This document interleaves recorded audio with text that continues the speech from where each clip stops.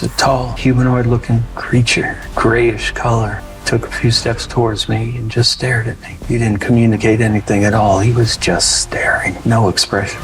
Alien encounters, cosmic voyages, and tales of life beyond the stars. Are these just the echoes of wild imaginations, or could they be glimpses of a truth too strange to comprehend? Some claim they've interacted with otherworldly beings. I was taken on a spacecraft, and I remember lying on a very cold metal table.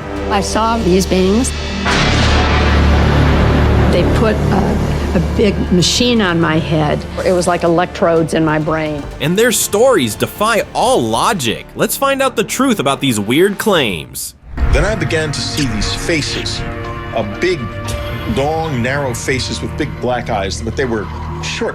Before 1985, the concept of alien abductions was the stuff of pulp novels and sci-fi flicks. But Whitley Strieber's chilling account changed everything. Isolated in a remote cabin, far from the comforts of society, Strieber never imagined the nightmarish encounter that awaited him. Awakening to an unseen presence, he found himself helpless, paralyzed as he was lifted into an enormous craft. The beings were slender figures with elongated faces and haunting black eyes, and performed an invasive procedure, driving a needle into his head.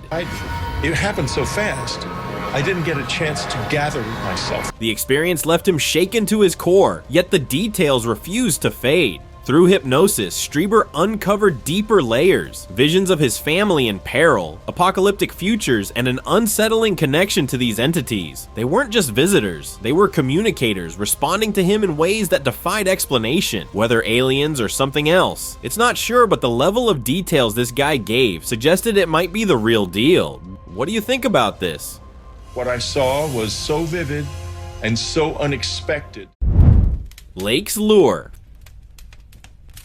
It's about 3 o'clock in the morning, and I hear a funny noise in the kitchen. This being came out of the kitchen. For Dale, Lake Pend Oreille wasn't just a serene backdrop to her life. It was the keeper of secrets she couldn't shake. Over the years, she'd witnessed lights darting across the night sky, far too precise to be planes, and once, a glowing craft that sank into the lake without a sound. But those moments, they felt almost harmless compared to what came later. It was a quiet night when she felt it, an unshakable pull, like something or someone was summoning her. Her husband wouldn't wake, almost as if he was being kept asleep on purpose. That's when she saw it, a frail figure, its massive eyes locking onto hers. It didn't speak, it didn't need to. The message was in her head, almost like it was rewiring her thoughts. By morning, her husband had scratches on his arm he couldn't explain. Was it proof? Maybe. Dale's story wasn't just a tale, it was a thread unraveling something much bigger. Vanished hours. He didn't communicate anything at all. He was just staring. This is the kind of story that sticks with you. A guy named David was driving through New Mexico. Clear night, empty road, just him and the stars. Sounds peaceful until it wasn't. Out of nowhere, these blinding lights started tailing him. At first, he thought it was another car, but these weren't headlights. They were too bright, almost alive. The next thing he remembered was waking up on a cold metal table, completely naked. And he wasn't alone. There was this tall gray figure just staring at him. No words, no expression, just silence. Then, just like that, it was over. He was back in his car, 4 hours gone, no clue what happened in between. And you know what's even crazier, David swore it wasn't a dream, and the memories were too sharp. And not just this, the missing time was real. I don't know about you, but how the man explained all his experience makes me believe him. Including the clock, 4 hours. 4 hours had passed. Cosmic conspiracy. I remember feeling different, coming out of it, looking. In a tale that blurs the lines between reality and science fiction, an elderly woman recently broke her silence with a chilling revelation.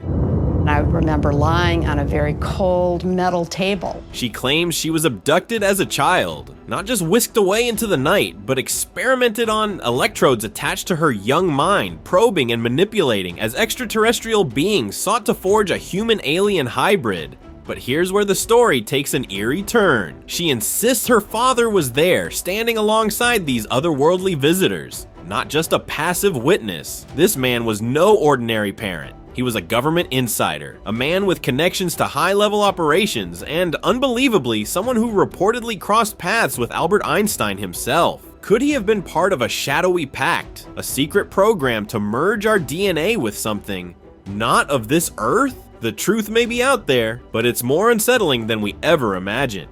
A big machine on my head. It was like electrodes. Unseen forces. You know, if you just tell us where the body is, we can all go home. In 1975, something happened in the Arizona woods that no one could explain. Travis Walton, along with 5 other loggers, were working when they saw something out of this world. A UFO hovering right above them. But it didn't stop there. Travis, without warning, stepped out, and just like that, a blue light shot down and took him. His crew was left in complete shock, unsure of what to do. After freaking out, they contacted authorities, but the response? They thought the men were hiding something. Then, days later, Travis called. He was terrified, telling his family he had been abducted by aliens. But that's where the story gets tricky. New evidence has started to surface, and suddenly what seemed impossible now looks a lot more plausible. Whatever happened out there in those woods, it's starting to feel like we've only scratched the surface of something far bigger than we imagined. Pascagoula encounter. We spoke about UFOs, but nobody really knew.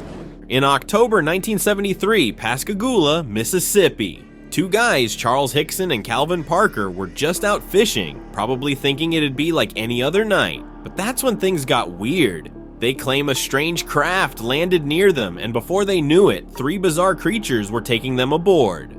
Sounds like something straight out of a sci-fi flick, but after the incident, these guys didn't back down. They went through lie detector tests, hypnosis, even interviews, and their story never changed. Experts couldn't explain it. No one could, really. Their accounts stayed consistent, and while some might try to call it well-crafted, there's this lingering doubt. What if it's not? It's hard to shake the feeling that these men weren't just spinning some tall tale. Maybe, just maybe, they really did encounter something from another world. They were off the ground, and we just moved into the craft. Cosmic intrusion.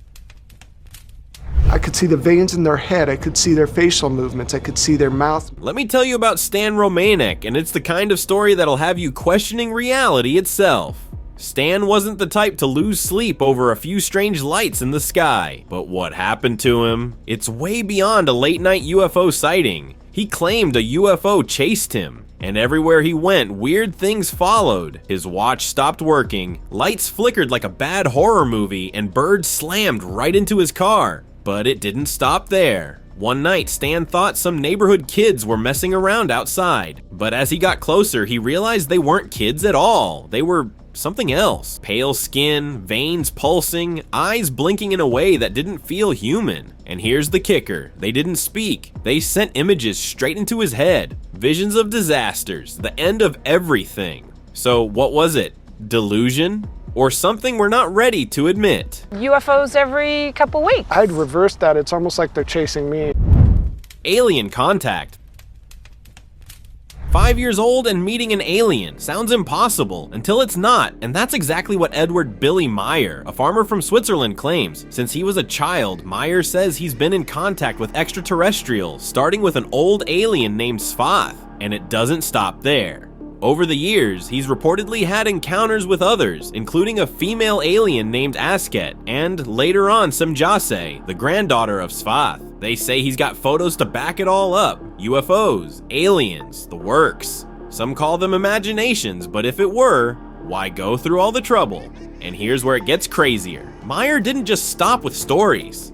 He founded his own UFO religion with thousands of followers across the globe. Now, you've got to wonder, could this guy really have been in touch with beings from another world all this time?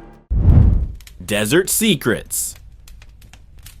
Around the car, it was trimmed in what appeared to be maroon. In 1947, a kid named Gerald Anderson stumbled across something in the New Mexico desert that felt like it shouldn't exist. A sleek, metallic disc was wedged into the sand, and around it were beings that defied every rule of biology we know. Small figures with massive heads and eyes shaped like almonds. Their presence was chilling. Gerald and his family weren't looking for trouble, they just found it. Before they could make sense of what they'd seen, the military rolled in, fast and furious. Soldiers swarmed the scene, scooping up every trace of the crash, every scrap of metal, every fragment of the truth. They weren't subtle about it either. Hushed threats left behind made sure people stayed quiet, and for decades Gerald did. But silence doesn't stick around for long. When Unsolved Mysteries shared his story years later, Gerald's detailed memories brought the whole thing back into the spotlight. Critics might have laughed, but his strong belief and some hints of support kept people curious. Maybe some truths are just too big to stay hidden. I feel like this was a stiffer area, like it was boots or shoes or something. Harvard's UFO inquiry. Explanation of this, that something real had happened to them. Dr. John Mack didn't just dip his toes into the strange world of alien abductions. He dove head first, and he wasn't some fringe scientist chasing UFOs. This guy was a Harvard psychiatrist, the kind of expert you'd expect to dismiss such stories outright, but instead of laughing it off, he listened, really listened. The stories he uncovered were downright chilling. People from all walks of life described eerily similar encounters. Small, gray beings with oversized black eyes, strange crafts, and bizarre procedures they couldn't fully explain. And here's the kicker. These folks weren't unhinged. They didn't show the usual signs of delusion or mental illness. Their accounts were consistent, detailed, and laced with an unsettling sincerity. Mack faced backlash, even from big-name institutions like Johns Hopkins, but he didn't back down. He believed something was happening, something that couldn't be brushed off as mere hallucinations. And while the skeptics scoffed, Mack's work made one thing clear. Maybe the truth really is out there, closer than we think. Usually mentally sound. In other words, they seem to pick people who are... Celestial conviction. There's nothing left here except for recycling. This story is a mix of really intriguing and a bit creepy. Marshall Applewhite wasn't just some random guy. Born in Texas with the charisma of a seasoned preacher, he had a way with words that could make anyone stop and listen. In 1972, his path crossed with Bonnie Nettles, a nurse with an obsession for biblical prophecy. Together, they decided they weren't ordinary people. They were the two witnesses from the book of Revelation. From there, things got out there. They declared themselves alien messengers, convinced Earth was on the brink of destruction. Their message? The only way out was to transcend, leave the planet entirely for a higher level. Planet Earth about to be recycled. Your only chance. Then 1997 rolled around. The Hale-Bopp comet streaked across the sky, and to Applewhite, it wasn't just a comet, it was the sign. He convinced his followers it was their moment, leading them to a tragic end. Creepy or compelling, maybe both. And that's pretty major statement. Pretty bold. Berkshire secrets. A member of this club. These are people of sound mind, healthy people. Berkshire County, Massachusetts. Melanie Kirchdorfer was just a kid when her nights turned into something out of a sci-fi fever dream. One moment she was tucked into bed, the next she was weightless, floating like gravity had stepped out for a smoke. And those faces, those strange, unearthly faces, became a permanent fixture in her mind. What came after? That's where things got weird. Melanie wasn't dreaming. Her body told a different story. Mysterious aches, unexplainable marks, the kind of stuff you can't fake. And she wasn't alone. Her neighbor down the way had his own story. Flickering lights in the sky, shadows that didn't belong, a deep sense that reality had cracked open for just a moment. Skeptics brush it off, calling it hysteria or overactive imaginations. But when dozens of people in the same sleepy county start spinning eerily similar tales, you have to wonder if Berkshire's secrets are far stranger and far closer than anyone's willing to admit. For 6 months, and I don't remember anything about the apartment. Cosmic encounter. And that's not crazy. People say, yeah, I believe there's aliens. There's something about the M1 at night that feels endless. For Johnny and his mates, it was just another drive after a football game, until it wasn't. Out of nowhere, this disc-shaped light cut through the monotony, glowing like it belonged to another world. It wasn't big, maybe the size of a dustbin lid, but the way it moved, that's what got them. It darted, hovered, and zipped off faster than anything they'd ever seen. The three of them stared their jaws, practically hitting the dashboard. But here's the part that chills you. Nobody else on the crowded motorway seemed to notice. A full-on traffic jam, and yet it was like they were the only ones tuned into this cosmic broadcast. 3 people, one inexplicable sight. Coincidence, mass delusion, or maybe, just maybe, Johnny and his friends caught a glimpse of something meant to stay hidden. I had a strange experience, which I'm not lying about, neither. Stellar romance.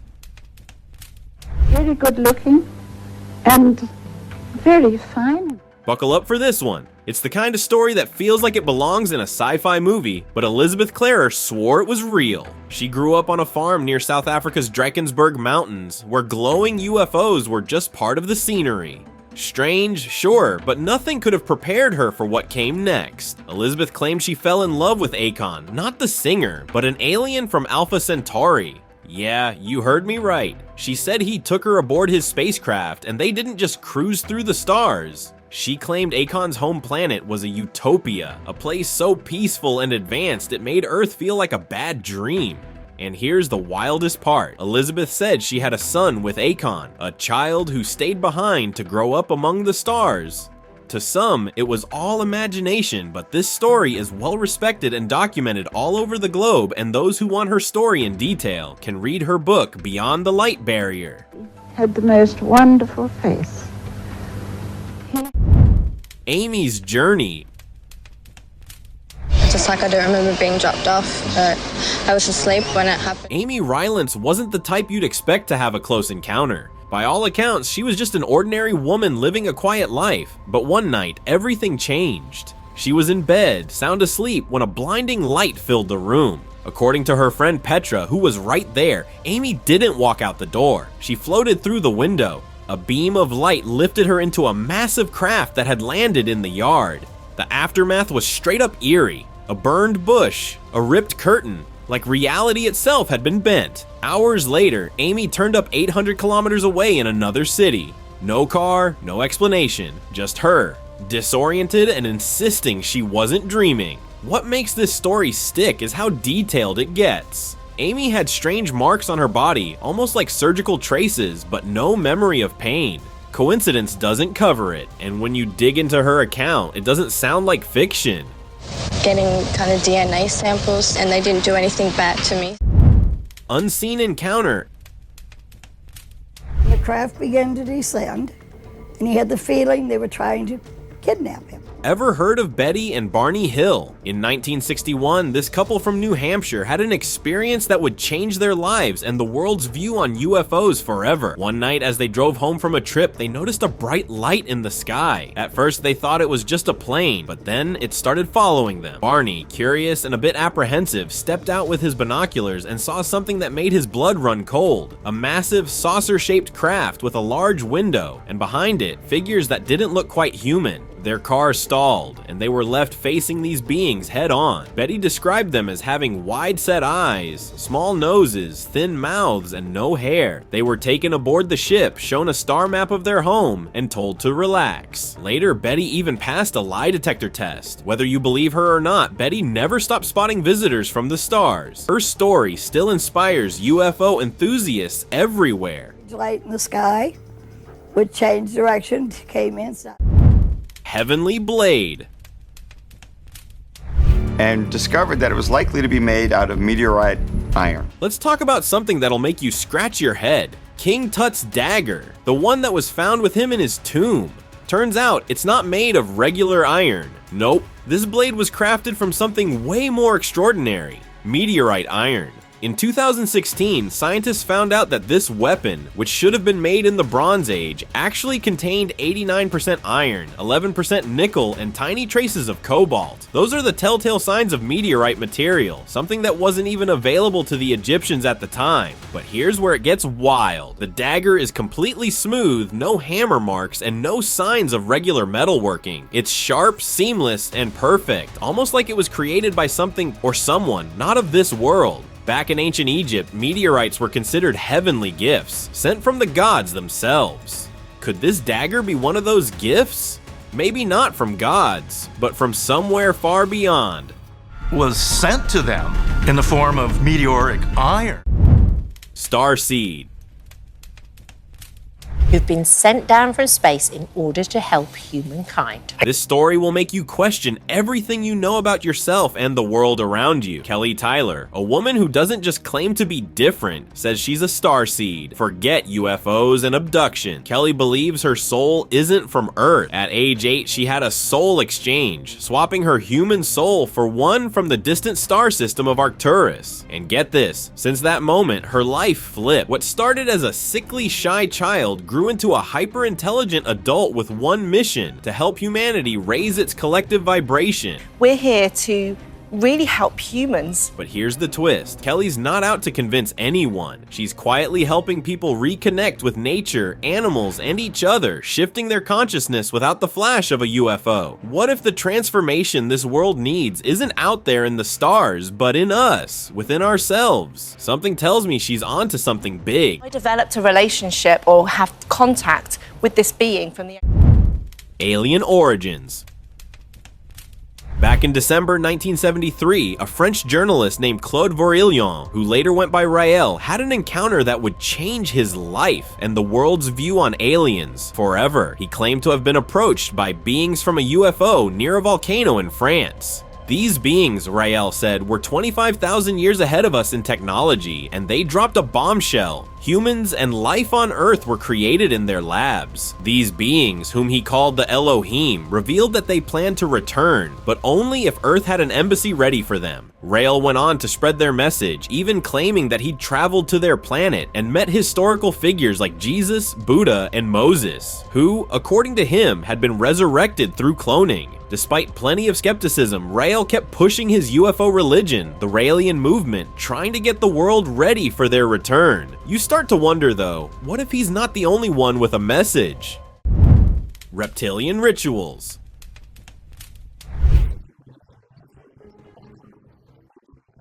Simon Parkes, a British politician, has a story that will make your head spin. He claimed to have had a connection with reptilian beings since he was a kid. At 6 years old, he said he was taken underground by a lion-like creature named Prickles, who worked for some high-ranking reptilian overlords. Why? Well, apparently they needed his DNA for some hybrid experiment. Oh, and to make things even weirder, there was a holographic woman involved. But wait, it doesn't stop there. Simon said he went through some bizarre ritual where he became both father and son under reptilian law. He was so sure of what happened, so convinced this wasn't some outlandish story. The whole thing was mind-bender, but Simon told it with such certainty you can't help but wonder if there's more to it than meets the eye. Maybe he was just another pawn in a bigger game. Maybe not.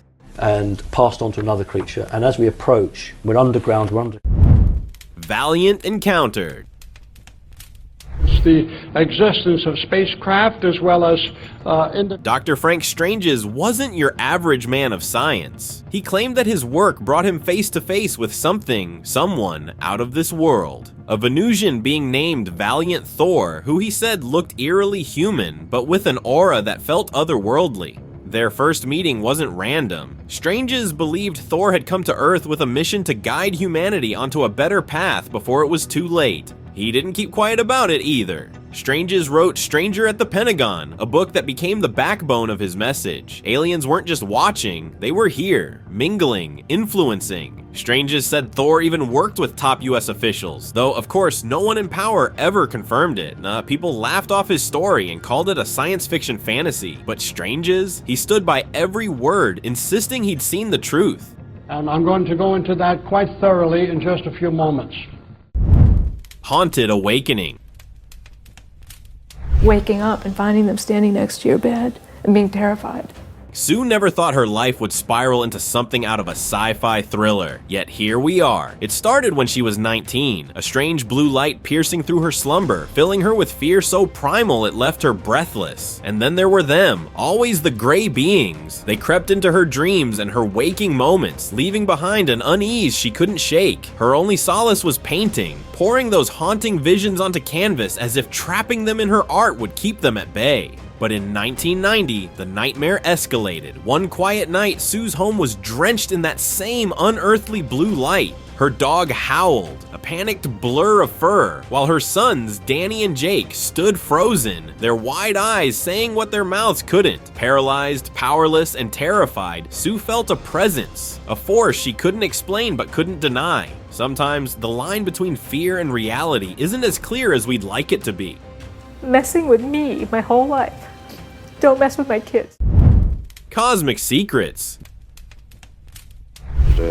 Took him and the research over because George Van Tassel wasn't your everyday dreamer. He didn't just talk about UFOs. He claimed to have stepped aboard one, face to face with beings from another world. They didn't just say hello and leave either. According to Van Tassel, they handed him something extraordinary, a formula for a time machine, a gift from the stars, he said, to help humanity unlock its true potential. The kind of claim that stops you in your tracks. What made it even more baffling was his insistence on how these beings moved. They could vanish and reappear, bending reality like it was child's play. But here's the thing, there was no evidence, no blurry photos, no grainy recordings, not even a doodle of the craft, just Van Tassel's unwavering confidence, like he knew something the rest of us couldn't even grasp. People laughed, sure, but what if he wasn't spinning a tale? What if he was sharing a truth too big to comprehend? he is in this super secret research he's conducting. Venusian tale.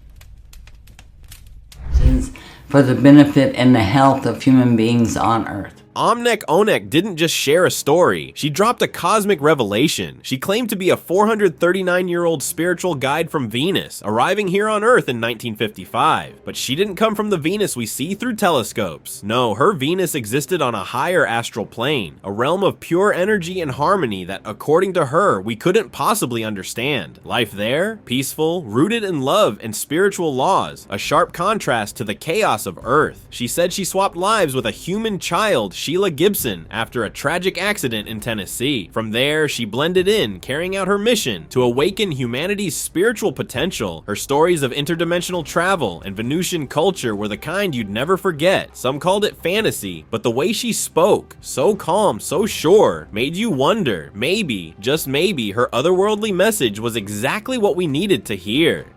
Not anymore. I used to every 5 years. Cosmic encounter.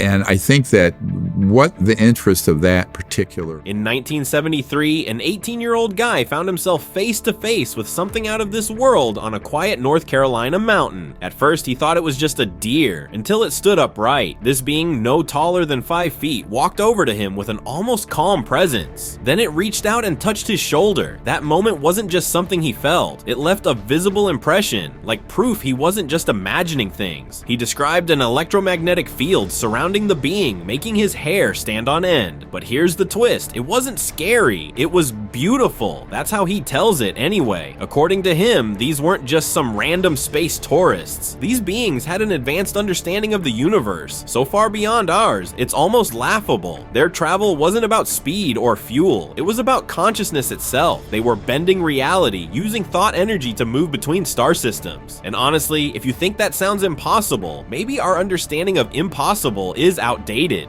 Who understood consciousness and understood the central role. Lunar Empire. We actually have been selling property on the moon since 1980. Back in the 1980s, Dennis Hope was out of work, down on his luck, and just started thinking big. He looked up at the moon and thought, why not? Inspired by a little-known loophole in the 1967 United Nations Outer Space Treaty, Hope claimed ownership of the moon, and eventually the entire solar system. And yeah, he went ahead and sold lunar plots to thousands of people, celebrities included. Now, he's convinced he's the richest man in the solar system. But here's where it gets even wilder. Hope insists he's running his own galactic government. He even threatened countries like China when they tried to build moon bases without his permission. Why? Because he says the moon holds $6 quadrillion worth of helium-3, a resource essential for nuclear fusion, and he's not about to let anyone touch it without his say-so. This guy's got big plans, moon cities and private moon flights. The more you hear about it, the more you start wondering if maybe he's on to something. Which properties we sell you are all the same price. They're $19.99. Alien transformation. Ever feel like you just don't fit in? Like this whole planet isn't for you? Well, Vinny O went a step further than most. He decided to become an alien. And no, this isn't some cosmic journey of the mind. Vinny dropped $60,000 on 110 surgeries to reshape his body into something truly otherworldly, genderless, and alien-like. For Vinny, this wasn't about playing dress up or some strange trend. It was deeper. He felt a connection to the idea of extraterrestrials, beings without gender, free from human limitations. To him, becoming an alien wasn't just cosmetic, it was his way of achieving peace with his identity. A life without gender, a life in which he could truly exist as he felt inside. Now, you might think it's wild, but there's something oddly compelling about his journey. Maybe, just maybe, there's more to this whole alien thing than we know.